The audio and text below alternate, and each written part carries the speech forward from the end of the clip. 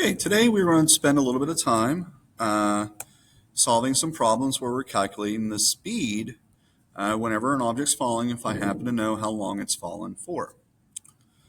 Today's assignment happens to be free fall speed. Please, if you happen to take a look here at the top, please only include the numerical value for your answer. Please do not include any units. That just makes it easier for whenever the forms are grading your problems. The equation we're going to use, V equals the acceleration of gravity, which is letter G, multiplied by the time from which it falls.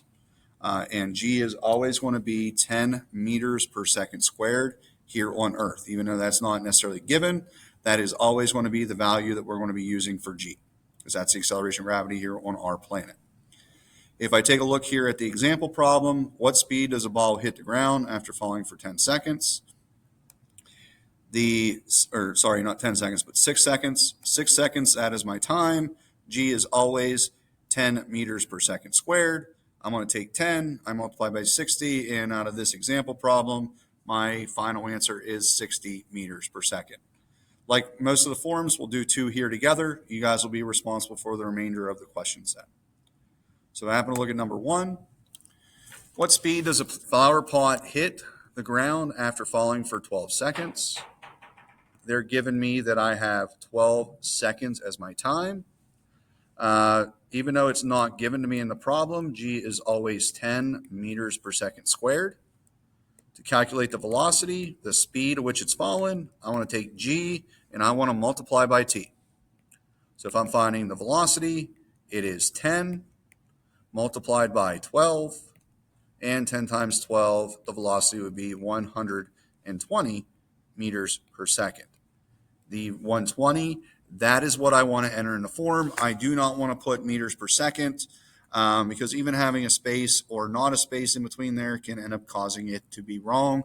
That's why I only want you entering the numerical value. What is the number of the answer? But for number one, that happened to be 120 for number one.